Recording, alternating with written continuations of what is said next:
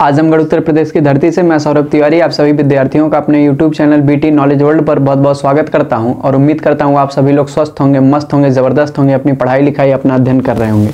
तो प्रिय विद्यार्थियों, पिछली वाली वीडियो तक हम लोग सिंथेसिस ऑफ सेंटेंसेस के अंतर्गत जो सबसे पिछला लास्ट रूल हम लोग पढ़े थे कि नाउन या जिरंड के पहले प्रीपोजिशन का प्रयोग करके किस प्रकार से सिंपल सेंटेंस का निर्माण किया जा सकता है, उसके प्रत्येक सेंटेंस को या उसके हर टाइप के सेंटेंस के ऊपर हम चर्चा कर दिए थे। एक्सरसाइज भी कंप्लीट हो गई। उम्मीद करते हैं वो पूरा नियम सबको क्लियर हो गया है। और सब लोग थम्स अप कर दीजिए और लिख दीजिए पिछली वाली वीडियो के सारे नियम सबको क्लियर हैं। हम लोग नए रूल पर जाने के लिए बिल्कुल तैयार हैं और आप लोग नए रूल का वेट भी कर रहे थे बहुत समय से।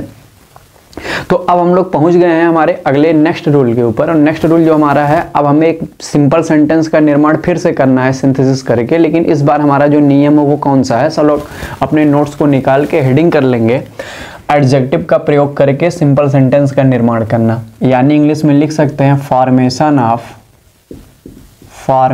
Of simple sentence, formation of simple sentence by the use of adjective। तो प्रिय विद्यार्थियों, इस वाले नियम के में हम क्या करेंगे, एडजेक्टिव का प्रयोग करके किन्हीं भी दिए गए दो या दो से अधिक वाक्यों को जोड़कर एक नए सिंपल सेंटेंस में क्या करेंगे, कन्वर्ट करेंगे। सबको हेडिंग क्लियर हो गई, टॉपिक क्लियर हो गई, हम लोग आगे बढ़ते हैं इसमें। तो सबसे पहले हम लोग जानने का प्रयास करते हैं एडजेक्टिव के बारे में। एडजेक्टिव का जब हमें सही ज्ञान हो जाएगा तो हम लोग आसानी से इसका प्रयोग करके सिंथेसाइज कर लेंगे। तो एडजेक्टिव को हम लोग हिंदी में क्या कहते हैं, विशेषण कहते हैं। और अगर एडजेक्टिव के बारे में कोई आपसे पूछे तो आप इसकी डेफिनेशन क्या देंगे, आप बताएंगे an adjective is a word, an adjective is a word, an adjective is a word which modifies or, इसी को हम लोग क्वालिफाइज भी लिख सकते हैं, which modifies or qualifies a noun और प्रोनाउन, अ नाउन और प्रोनाउन, अ नाउन और प्रोनाउन। तो कह रहा है एडजेक्टिव मतलब जो विशेषण शब्द है, कह रहा है ये वर्ड एक ऐसा शब्द है विच मॉडिफाइज या क्वालिफाइज, कह रहा है जो क्या करता है, विशेषता प्रकट करता है। कह रहा नाउन और प्रोनाउन, कह रहा है एक संज्ञा शब्द की या एक सर्वनाम शब्द की। तो अगर इंग्लिश ग्रामर में कोई पूछेगा एडजेक्टिव का क्या कार्य होता है, तो आप बताएंगे जो विशेषण शब्द होता है वह या तो किसी नाउन की या तो किसी प्रोनाउन की क्या बताता है, विशेषता बताता है। हम लोग इसको दूसरे तरह से भी लिख सकते हैं। अगर एडजेक्टिव के बारे में हम लोग लिखना चाहें तो हम लोग ऐसे नॉर्मली लिख सकते हैं N adjective is a word, an adjective is a word which add more details about a noun or pronoun in a sentence। तो यहाँ पे इसके कहने का मतलब हो गया एन एडजेक्टिव मतलब जो विशेषण है, कह ये वर्ड एक ऐसा शब्द है विच ऐड जो जोड़ता है मोर डिटेल्स और ज़्यादा डिटेल को, कह अबाउट अ नाउन और प्रोनाउन, कह किसी संज्ञा या सर्वनाम के बारे में, कह इन ए सेंटेंस मतलब किसी दिए गए वाक्य में। तो विशेषण एक ऐसा शब्द है, आप ऐसा भी इसको डिफाइन कर सकते हैं, विशेषण एक ऐसा शब्द है जो किसी दिए गए वाक्य में किसी संज्ञा या सर्वनाम के बारे में और ज़्यादा जानकारी को क्या करता है, देता है, उसके बारे में और ज़्यादा क्वालिफाई करता है और ज़्यादा डिटेल्स को ऐड करता है। तो आप ऐसे भी बता सकते हैं। तो ये तो डेफिनेशन हो गई। अगर आपसे कोई पूछे नॉर्मली एडजेक्टिव को, अगर हमें बताना हो एडजेक्टिव को केवल कुछ शब्द में बताना हो कि एडजेक्टिव किसे कहते हैं, तो आप बता सकते हैं एडजेक्टिव के बारे में क्या, एडजेक्टिव को हम लोग क्या कह देते हैं, मॉडिफायर कह देते हैं, या क्वालिफायर कह देते हैं। तो अगर नॉर्मली इसके केवल नेचर के आधार पे देखा जाए तो एडजेक्टिव जो होता है वह मॉडिफायर कहा जाता है या क्वालिफायर कहा जाता है। इसका मतलब होता है विशेषता प्रकट करने वाला, विशेषता प्रकट करने वाला। और की पॉइंट क्या है, की पॉइंट ये है कि यह केवल पूरे इंग्लिश ग्रामर में पूरे इंग्लिश ग्रामर में केवल 2 ही शब्दों की विशेषता बताता है, या तो मेन नाउन का या नाउन के रिप्रेजेंटेटर अर्थात प्रोनाउन का। तो केवल 2 चीज़ों की विशेषता यह बता सकता है, या तो नाउन की बता सकता है या तो किसकी बता सकता है, प्रोनाउन की। तो जनरली हम लोग इसके बारे में समझ गए।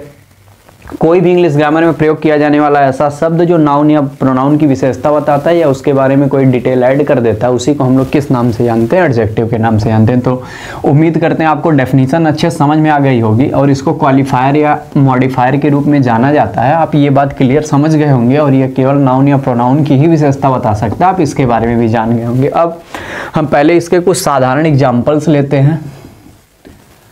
सब लोग साधारण एग्जाम्पल्स लेंगे इसके और समझने का प्रयास करेंगे। जैसे अगर हम बॉय लिख दें, हम गर्ल लिख दें, हम स्टूडेंट लिख दें और हम लिख दें लीडर, तो हम देख रहे हैं यहाँ पे बॉय क्या है, लड़का, यह अपने आप में नाउन है। गर्ल मतलब क्या, लड़की, यह अपने आप में नाउन है। स्टूडेंट मतलब छात्र या विद्यार्थी कह लें, यह अपने आप में क्या है, नाउन है। इसी तरह लीडर, और लीडर मतलब क्या होता है, नेता, यह भी अपने आप में नाउन है। यानी हम लोग जानते हैं जितने भी दुनिया में जितनी भी चीज़ें हैं जिसको हम कोई नाम दे सकते हैं वो अपने आप में क्या होता है, नाउन होता है। तो हम आपको यहाँ पे 4 एग्जाम्पल ले रहे हैं जिसमें एक बॉय है, एक गर्ल है, एक स्टूडेंट है और एक लीडर है। अब अगर हमें इसकी विशेषता बतानी होगी, अगर हमें इस लड़के की विशेषता बतानी हो तो हम इसके पहले एक ऐसा शब्द लिखेंगे जो इसको मॉडिफाई करेगा या इसको क्वालिफाई करेगा या इसका विशेषता बताएगा। जैसे हम लिख दें intelligent, intelligent boy, intelligent boy. तो यहाँ पे इंटेलिजेंट शब्द जो है इसके मतलब क्या होता है, इंटेलिजेंट मतलब बुद्धिमान, तो यहाँ पे बुद्धिमान लड़का हो गया। अभी केवल बॉय था जो अपने आप में क्या था, नाउन था, इसकी पार्ट ऑफ स्पीच क्या है, नाउन है। और इस नाउन के पहले में एक ऐसा वर्ड लिख दिए जो इसकी विशेषता को बता रहा है या इसको मॉडिफाई या क्वालिफाई कर रहा है। और क्योंकि ये इसे मॉडिफाई या क्वालिफाई कर रहा है और किसको कर रहा है, नाउन को कर रहा है, इसीलिए किस रूप में माना जाएगा, एडजेक्टिव के रूप में। और इंटेलिजेंट बॉय का मतलब क्या हो जाएगा, बुद्धिमान लड़का। अब इसी तरह यहाँ गर्ल है, गर्ल की पार्ट ऑफ स्पीच अभी क्या है, नाउन है। अगर इसके पहले हम लोग लिख दें, इसके पहले हम लोग लिख दें करेजियस, करेजियस लिख दें, और करेजियस अपने आप में क्या है, एडजेक्टिव है, इसका मतलब होता है साहसी। तो करेजियस गर्ल मतलब क्या हो गया, साहसी लड़की। यहाँ पे लड़का था, बुद्धिमान लड़का हम लोग कर दिए, तो यहाँ इंटेलिजेंट इसकी विशेषता बताने लगा क्योंकि इसको मॉडिफाई कर रहा है। गर्ल लड़की, इसकी पार्ट ऑफ स्पीच नाउन था, इसके पहले हम लोग करेजियस लिख दिए, करेजियस इसकी विशेषता बताने लगा। कैसी लड़की है, साहसी लड़की है, तो यहाँ साहसी होना उसकी क्या है, विशेषता है। यहाँ स्टूडेंट लिखा गया है, स्टूडेंट मतलब अभी क्या है, छात्र, इसकी पार्ट ऑफ स्पीच क्या है, इसकी पार्ट ऑफ स्पीच क्या है, नाउन। अब अगर हम लोग इसके पहले लिख लें ब्रिलियंट, ब्रिलियंट, ब्रिलियंट, तो यहाँ ब्रिलियंट इसकी क्या बताने लगा, विशेषता बताने लगा। ब्रिलियंट का मतलब क्या होता है, जो बहुत ज़्यादा उत्कृष्ट होता है, बहुत ज़्यादा बुद्धिमान होता है, उसके लिए प्रयोग किया जाता है। और यहाँ लीडर है, लीडर के लिए हम लोग, अगर लीडर मतलब नेता होता है, हम लोग जानते हैं, ये अपने आप में इसकी पार्ट ऑफ स्पीच क्या है, नाउन है। अगर इसके पहले हम लोग लिख दें इंटेलिजेंट, इंटेलिजेंट, तो इंटेलिजेंट मतलब हो गया बुद्धिमान और लीडर मतलब क्या हो गया, नेता। यहाँ इंटेलिजेंट इसकी विशेषता बता रहा है, तो ये एडजेक्टिव है। इसका मतलब ये हो गया कि अगर किसी भी नाउन के पहले कोई ऐसा शब्द लिख दिया जाए जो उसकी विशेषता को प्रकट करने लगे या उसके बारे में कुछ एक्स्ट्रा बात बताने लगे, तो वह पार्ट ऑफ स्पीच के अंतर्गत एडजेक्टिव की श्रेणी में आता है। तो यहाँ पे लिखे गए सारे नाउन के पहले आने वाले जो शब्द हैं, क्योंकि नाउन्स को क्या कर रहे हैं, मॉडिफाई कर रहे हैं, इसलिए इन सब की जो पार्ट ऑफ स्पीच है वह क्या कही जाएगी, एडजेक्टिव कही जाएगी। क्या कही जाएगी, एडजेक्टिव। तो उम्मीद करते हैं आपको नॉर्मली एडजेक्टिव समझ में आया होगा कि किसी नाउन के पहले आकर उस नाउन को क्या करता है, मॉडिफाई करता है। अच्छा, अगर हम लोग इसको चाहें तो एक सेंटेंस में भी इसको हम लोग यूज कर सकते हैं। और सेंटेंस में भी अगर आपसे कोई कहेगा एडजेक्टिव पहचानिए तो आप बता सकते हैं। जैसे Ram is a good boy, Ram is a good boy, तो इसका मतलब हो गया राम एक अच्छा लड़का है। यहाँ बॉय की पार्ट ऑफ स्पीच क्या है, नाउन, और उसके पहले क्या आया है, गुड। गुड उसकी क्या बता रहा है, विशेषता बता रहा है, तो ये नाउन के पहले आके उसे मॉडिफाई कर रहा है, तो इसीलिए यहाँ पे जो गुड शब्द है वो अपने आप में क्या है, एडजेक्टिव। दूसरा Sita is a laborious girl. Sita is a laborious girl, इसका मतलब सीता एक परिश्रमी लड़की है। यहाँ पे गर्ल क्या है, नाउन है, और इसके पहले लेबोरियस आया जो उसकी विशेषता बता रहा है, परिश्रमी होने के बारे में बता रहा है, तो ये इसका क्या हो गया, एडजेक्टिव हो गया। अगला अगर हम लोग प्रोनाउन के लिए ले लें, जैसे लिख लें they are hard working, they are hard working. तो हम लोग देख रहे हैं यहाँ पे दे क्या है, अपने आप में प्रोनाउन है, और यहाँ प्रोनाउन की विशेषता को प्रकट किया गया है। दे मतलब वे, आर मतलब है हार्ड वर्किंग मतलब परिश्रमी। वे क्या है, परिश्रमी है, और यहाँ पे हार्ड वर्किंग शब्द उन लोगों की विशेषता बता रहा है, अर्थात प्रोनाउन की क्या बता रहा है, विशेषता बता रहा है।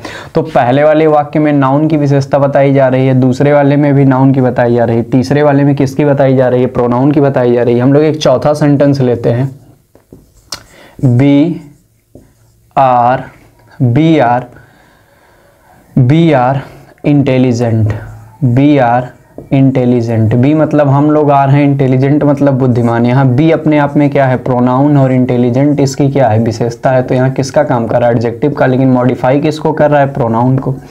तो चाहे नाउन को मॉडिफाई करे या क्वालिफाई करे, चाहे प्रोनाउन को करे, यदि किसी दिए गए वाक्य में नाउन या प्रोनाउन में से किसी को भी वो क्वालिफाई करेगा तो उसको हम लोग क्या कहेंगे, एडजेक्टिव कहेंगे। तो उम्मीद करते हैं आपको सेंटेंस के रूप में और आपको नॉर्मली किस प्रकार से हम लोग एडजेक्टिव को पहचान सकते हैं, सब लोग इसके बारे में अच्छे से समझ गए होंगे। और इसके बारे में अगर आप लोग नोट में लिखना चाहें तो आप लिख सकते हैं, नोट में लिख सकते हैं, जब यह नाउन को मॉडिफाई या क्वालिफाई करेगा, साधारणतया जब यह नाउन को मॉडिफाई या क्वालिफाई करेगा, नाउन को मॉडिफाई या क्वालिफाई करेगा, ये जनरली बात बता रहे हैं, तो अधिकतर स्थितियों में यह नाउन के पहले आएगा, नाउन के पहले।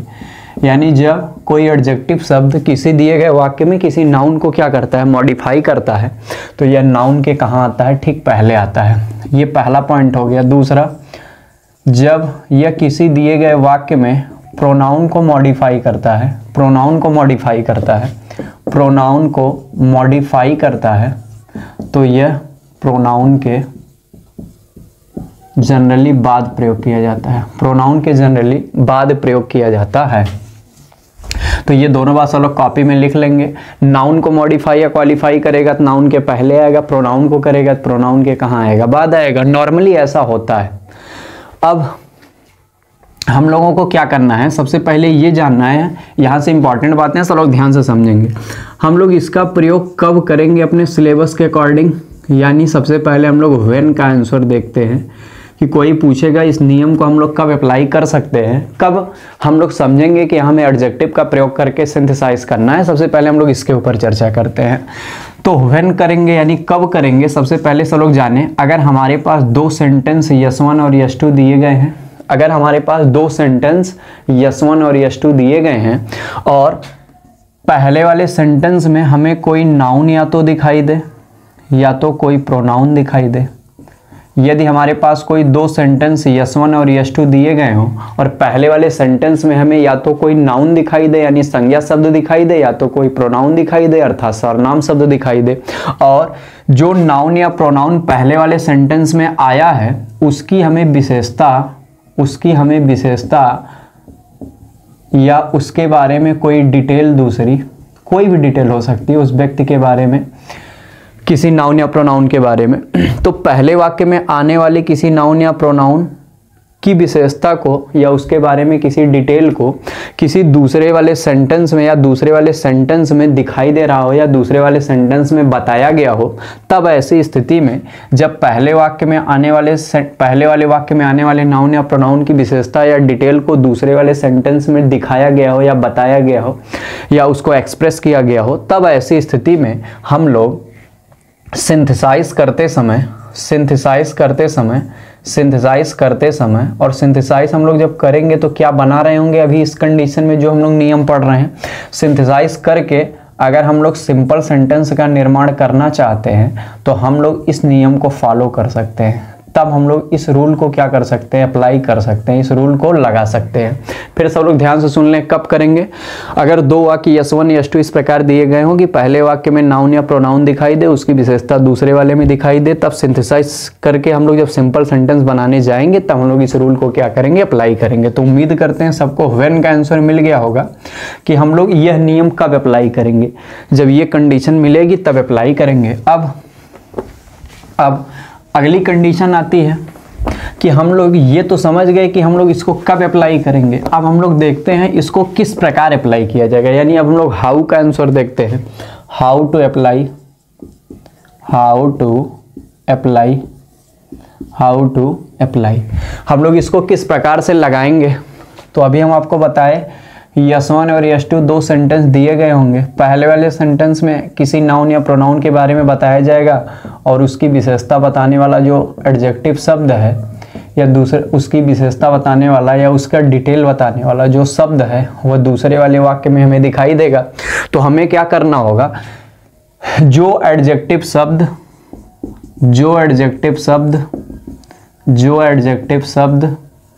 नाउन या प्रोनाउन की विशेषता बता रहा होगा, नाउन या प्रोनाउन की विशेषता बता रहा होगा, जो एडजेक्टिव शब्द नाउन या प्रोनाउन की विशेषता को बता रहा होगा सिंथेसाइज करते समय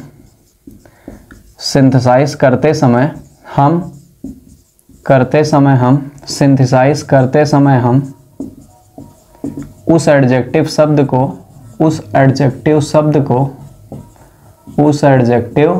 को ठीक उसी नाउन या प्रोनाउन के पहले लिख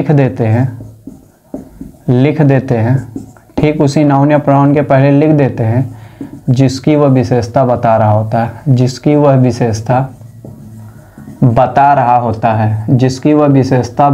होता है, तो इस प्रकार से हमारा सिंपल सेंटेंस का क्या हो जाता है, निर्माण हो जाता है। केवल हम स्ट्रक्चर को ध्यान रखते हैं और अर्थ जो आना चाहिए दोनों का अलग अलग और यहाँ पे फिर दोनों को मिला के आना चाहिए उसका ध्यान रखते हैं।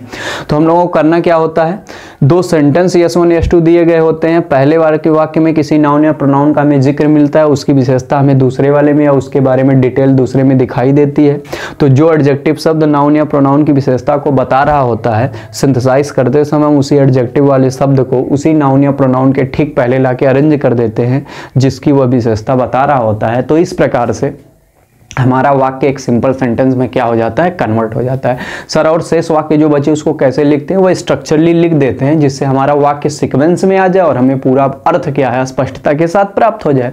तो ये बड़ा सिंपल सा रूल है, केवल आपको इतना करना है कि जो एडजेक्टिव शब्द दिखाई देगा उसको उसी नाउन या प्रोनाउन के ठीक पहले लाके क्या कर देंगे, लिख देंगे। हम एक बार पूरा बोल देना है, सब लोग ध्यान से सुन ले, अपने कॉपी में नोट कर लेंगे। यदि दो वाक्य S1 और S2 इस प्रकार दिए गए हों कि पहले वाक्य में आने वाले नाउन या प्रोनाउन की विशेषता को या उसके बारे में आने वाली डिटेल को दूसरे वाक्य में प्रदर्शित किया गया हो, व्यक्त किया गया हो, एक्सप्रेस किया गया हो, तब दोनों वाक्यों को इस नियम द्वारा जोड़कर सिंपल सेंटेंस में कन्वर्ट करते समय जो एडजेक्टिव शब्द होता है उसको ठीक उसी नाउन या प्रोनाउन के पहले लाके लिख देते हैं जिसकी वह विशेषता बता रहा होता है। इस प्रकार से इस नियम द्वारा क्या हो जाता है, सिंथेसिस पूर्ण हो जाता है। तो हम लोग इसके ऊपर एग्जाम्पल लेते हैं जिससे हमारी बातें क्या हो जाए, क्लियर हो जाए। सब लोग ध्यान से देखेंगे, इसके ऊपर हम लोग कुछ एग्जाम्पल लेते हैं। पहला एग्जाम्पल हम लोग लेते हैं, सबसे पहला एग्जाम्पल और हम लोग समझने का प्रयास करते हैं। पहला एग्जाम्पल है, a boy came to my office, a boy came to my office. और दूसरा सेंटेंस है, द बॉय वाज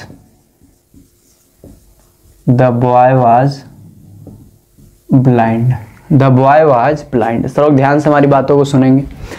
कह रहा है इन दोनों वाक्यों को सिंथेसाइज करके इस नियम द्वारा हमें एक सिंपल सेंटेंस में क्या करना है, कन्वर्ट करना है। तो पहला वाक्य हम लोग अर्थ क्या दे रहा है, a boy came to my office, a boy एक लड़का केम आया टू माई ऑफिस मेरे कार्यालय। कह रहा है एक लड़का मेरे कार्यालय आया। कह रहा है द बॉय वाज ब्लाइंड, कह रहा है लड़का क्या था, अंधा था। तो पहले वाले वाक्य में जो लड़का है यहाँ नाउन का कार्य कर रहा है और उसके बारे में सबसे पहले वाले वाक्य में पहले बताया गया है कि एक लड़का मेरे कार्यालय पे आया। और फिर उसी की विशेषता बताई जा रही है दूसरे वाले में कि लड़का जो था वह कैसा था, ब्लाइंड था। यानी यहाँ पे एडजेक्टिव के रूप में किसका प्रयोग किया गया है, ब्लाइंड का। तो पहले वाले वाक्य में आने वाले लड़के की विशेषता को दूसरे वाले वाक्य में प्रकट किया गया है कि जो लड़का मेरे ऑफिस में आया वह लड़का क्या था, अंधा था।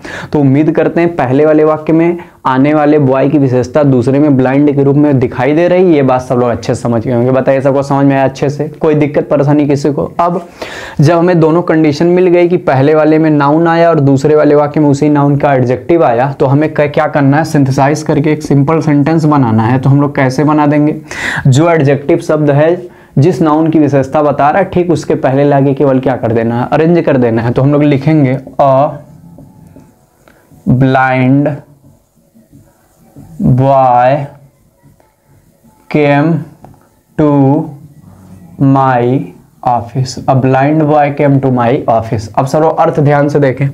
कह रहा है ए मतलब एक, ब्लाइंड अंधा, बॉय लड़का, केम आया, टू माई ऑफिस मतलब मेरे कार्यालय। यहाँ बॉय क्या है, नाउन है, और ब्लाइंड क्या है, एडजेक्टिव है। तो हम लोग क्या किए, नाउन के ठीक पहले इस एडजेक्टिव को लाके क्या कर दिए, अरेंज कर दिए, और हमारा आसानी से एक सिंपल सेंटेंस निर्मित हो गया।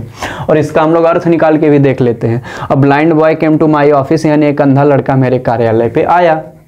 तो इस प्रकार से उम्मीद करते हैं कि एडजेक्टिव का प्रयोग हम लोग ठीक नाउन के पहले किस प्रकार से करके उसे केवल अरेंज कर देंगे, हमारा सिंथेसाइज हो जाएगा। सब लोग समझ गए होंगे। सब लोग थम्स अप करिए, हाँ सही समझ में आ गया, और कमेंट बॉक्स में लिख देंगे यस सर बात क्लियर है, कंसेप्ट क्लियर है। तो पहला वाक्य समझने के बाद हम लोग दूसरे वाक्य की बात करते हैं। सब लोग ध्यान से समझेंगे। राम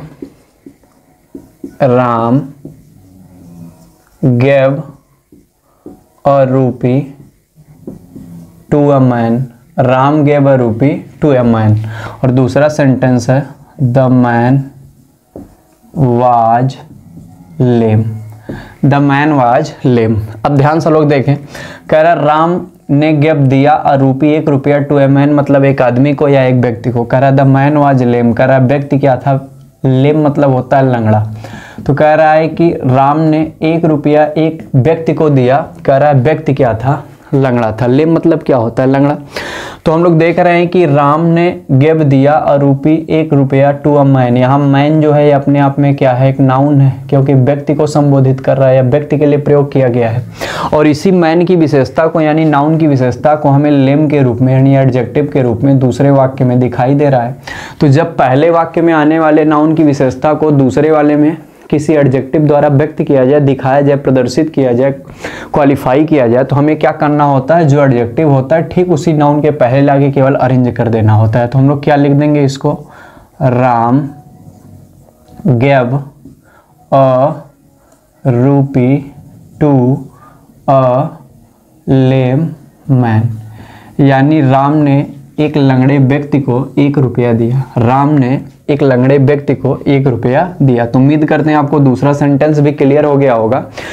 लल्ला जैसे जैसे बातें समझ में आती जा रही हैं, जैसे हर नियम का लेयर हम आपके सामने ओपन करते जा रहे हैं, आपको सब बातें अच्छे से समझ में आ रही हैं। अगर आपको सारी बातें समझ में आ रही हैं तो आप वीडियो को लाइक जरूर किया करिए, लोगों से शेयर किया करिए और उसको कमेंट जरूर किया करिए। और जितने भी लोग अभी वीडियो को पहली बार देख रहे हैं, पहली बार हमारे चैनल को विजिट किए हैं, वे लोग चैनल को सब्सक्राइब भी कर लेंगे और नोटिफिकेशन बेल को भी ऑन कर लेंगे। और हमारा जो टेलीग्राम ग्रुप है जो डिस्क्रिप्शन में जिसका लिंक दिया गया है, सब लोग उससे जुड़ भी जाएंगे।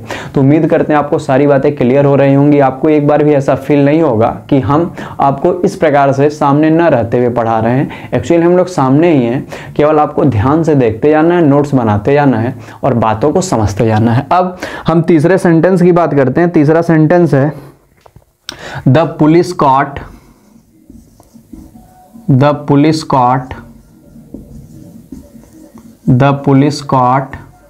अ थिप।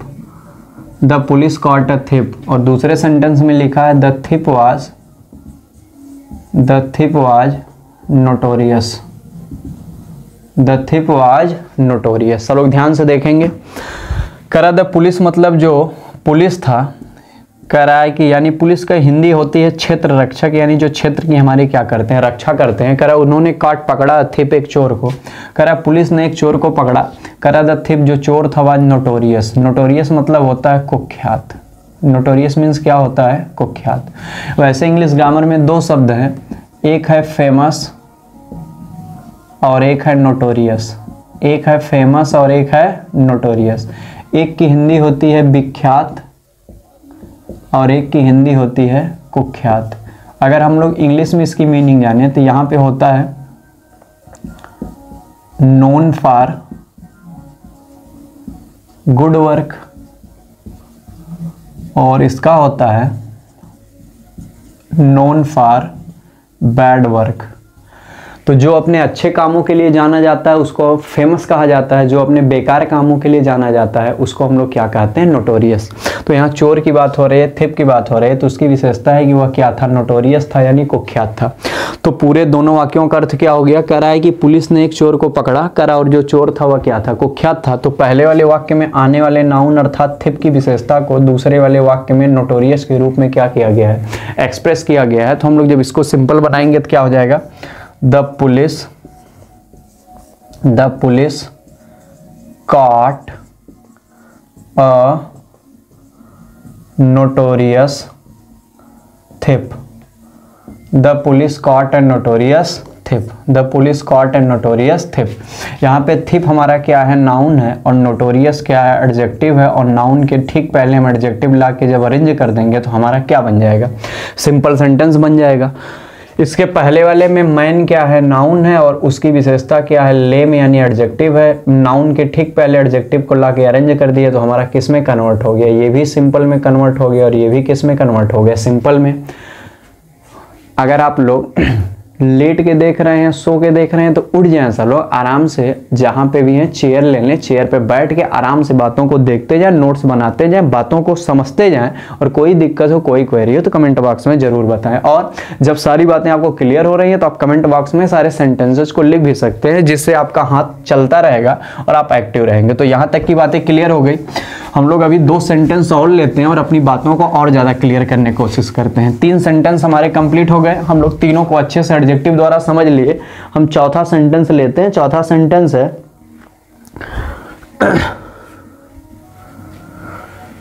Tagore was a Bengali.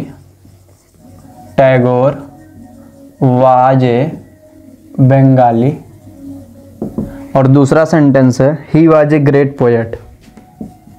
He was a great poet. He was a great poet. हमें इन दोनों को एडजेक्टिव का प्रयोग करके सिंथेसाइज करना है।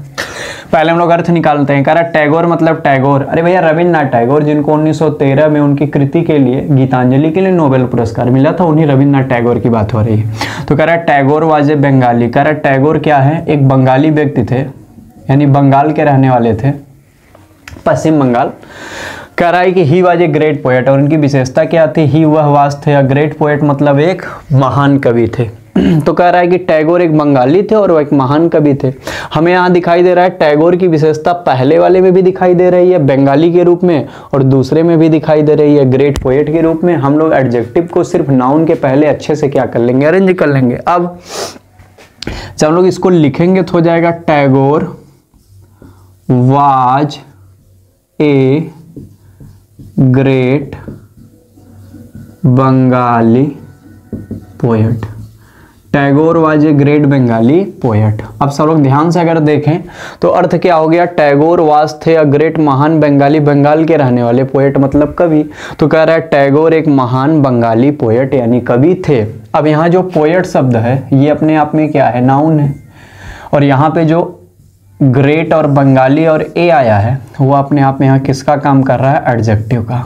जो आर्टिकल होता है वो भी अपने आप में जब एडजेक्टिव शब्द के साथ मिल जाता है तो वह भी एक प्रकार से अर्थ बताने का काम तो करता ही है, वो भी मॉडिफाई करता है। तो आर्टिकल भी एज ए क्या, एडजेक्टिव काम कर सकता है। तो हम लोग यहाँ देख रहे हैं Tagore was a great Bengali poet में पोएट क्या हमारा नाउन है, इसके पहले यह एडजेक्टिव का रूप में काम कर रहा है, तो यहाँ पे हम लोग इसको एडजेक्टिव मान लेंगे। और ऐसे भी हम लोग कह सकते हैं जब एडजेक्टिव में एक से अधिक शब्द आ जाते हैं तो उसको एडजेक्टिव ना कह के हम लोग एडजेक्टिवल फ्रेज कह देते हैं। क्या कह देते हैं, एडजेक्टिवल फ्रेज। अगर केवल एक वर्ड रहे, अगर केवल वन वर्ड द्वारा विशेषता प्रकट की जाए तो एडजेक्टिव होता है। एक से ज़्यादा शब्द हो गए यानी फ्रेज हो गया तो हम लोग इसको क्या कह देते हैं, more than one word. More than one word, अगर मोर देन वन वर्ड आ जाता है तो हम लोग उसको क्या कह देते हैं, एडजेक्टिवल फ्रेज। तो जब किसी नाउन या प्रोनाउन की विशेषता को एक शब्द द्वारा प्रकट किया जाता है तो एडजेक्टिव कहते हैं। अब मोर देन वन वर्ड द्वारा प्रकट किया जाता है तो हम लोग उस ग्रुप ऑफ वर्ड को क्या कह देते हैं, जो विशेषता प्रकट कर रहा होता है, एडजेक्टिवल फ्रेज। तो एडजेक्टिवल फ्रेज में एक से अधिक शब्द आ जाते हैं विशेषता बताने के लिए और एडजेक्टिव में केवल एक वर्ड आता है। तो यहाँ पे एडजेक्टिव ना कह के हम लोग एडजेक्टिवल फ्रेज भी कह देंगे तो कोई समस्या नहीं है। तो उम्मीद करते हैं आपको ये वाला भी समझ में आ गया होगा। अब हम लोग फोर्थ के बाद चलते हैं आगे और हम लोग फिफ्थ सेंटेंस देखते हैं। फिफ्थ सेंटेंस हम लोग देखते हैं, सब लोग ध्यान से समझेंगे। फिफ्थ सेंटेंस क्या है हमारा, कह रहा है he is my brother, he is my brother, he is my brother, और दूसरा he is intelligent, he is intelligent, he is intelligent, he is intelligent. अब हमें इसको बनाना है। कह रहा ही मतलब वो इज है माई ब्रदर मेरा भाई, और दूसरे में कह रहा ही इज इंटेलिजेंट, कह रहा वह क्या है, बुद्धिमान है। ऐसे आप लोगों में भी अगर एक से अधिक भाई होंगे, एक दो तीन भाई सब लोग होंगे, तो उसमें मम्मी पापा कहते होंगे ये वाला हमारा जो लड़का है वो ज़्यादा बुद्धिमान, ये वाला हमें लगता है अभी उतना बुद्धिमान नहीं हो पाया, अभी छोटा है ना, धीरे धीरे अभी बुद्धिमान होगा। और अगर मान लीजिए भाई बहन है तो उसमें भी चलता होगा कौन ज़्यादा बुद्धिमान है कौन कम बुद्धिमान है, और बहन बहन होंगी तब तो एकदम 100% चलता होगा कि ये हमसे ज़्यादा बुद्धिमान है, हम इससे बुद्धिमान है, ये काम हम तगड़ा कर लेते हैं, ये नहीं कर पाती। आप लोग कमेंट बॉक्स में लिखेंगे आप अपने भाई बहन जो भी हैं वो लोग सबसे तगड़ा काम आपका भाई कौन सा कर लेता है और सबसे तगड़ा काम बहन कौन से कर लेते हैं। तो 100% आप लोग बताइए, कमेंट बॉक्स में लिखिएगा सबसे तगड़ा काम मतलब सबसे कम समय में कोई बेस्ट काम आप कौन सा कर सकते हैं, कमेंट बॉक्स में लिख के बताएंगे, हम देखेंगे सबका। और यहाँ पे अब ये मत कह दिएगा सर हम खाने में बहुत तेज हैं और सोने में बहुत तेज है, इसके अलावा खाने में बहुत तगड़ा नहीं बताना और सोने में नहीं रहना, इसके अलावा आपके अंदर जो क्वालिटी होगी उसको आप लोग लिख के दिखाएंगे, हम पक्का सबका देखेंगे। तो अब यहाँ पे हम लोग देखें ही इज माई ब्रदर, तो यहाँ ब्रदर क्या है, नाउन है, और इसी की विशेषता को इंटेलिजेंट के रूप में यहाँ दिखाया गया है। तो जब हम लोग इसको बनाएंगे तो हम लोग उसी के पहले अरेंज कर देंगे, नाउन के पहले तो हो जाएगा he is my intelligent brother, he is my intelligent brother, he is my intelligent brother. यहाँ ब्रदर क्या है, हमारा नाउन है, और यहाँ माई और इंटेलिजेंट मिलके यहाँ किसका काम कर रहा है, एडजेक्टिव का। एडजेक्टिव ना कह के हम लोग एडजेक्टिवल फ्रेज भी कह सकते हैं क्योंकि मोर देन वन वर्ड है। तो हम लोग छठवें पे आ जाते हैं। हमारा अगला सेंटेंस है they killed a snake, they killed a snake, they killed a snake, they killed a snake, और दूसरा द स्नैक वाज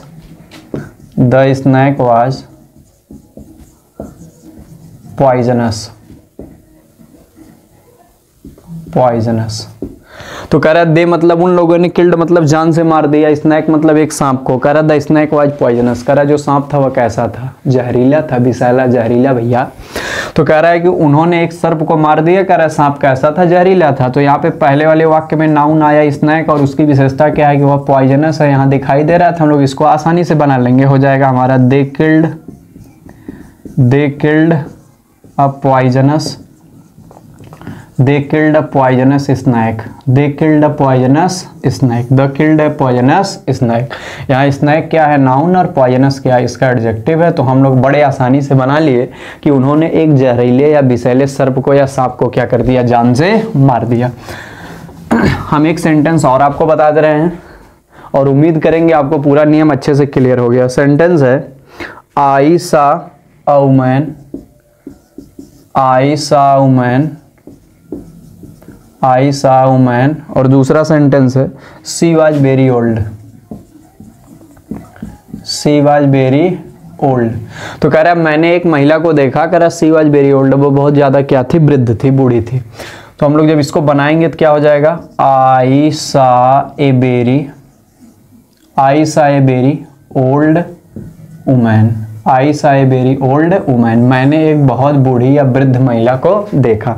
अब अगर यहाँ से लोग ध्यान से देखें तो वुमन हमारा क्या है, नाउन है, ओल्ड क्या इसकी विशेषता बता रहा है या इसका एडजेक्टिव है, और कितनी बूढ़ी थी, बहुत बूढ़ी थी, एडजेक्टिव की भी विशेषता बता रहा है। तो यह यहाँ किसका काम कर रहा है, एडवर्ब का। तो हमें केवल ये देखना है कि नाउन के पहले एडजेक्टिव आया है कि नहीं। अगर नाउन के पहले एडजेक्टिव आया है तो हम लोग इसको एडजेक्टिव का प्रयोग करके बना लिए।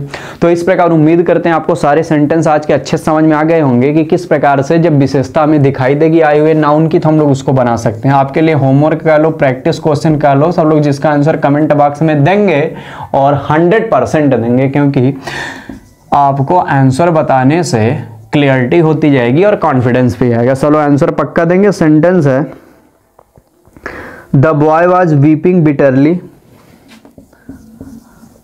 The boy was weeping bitterly, the boy was weeping bitterly. और दूसरा सेंटेंस है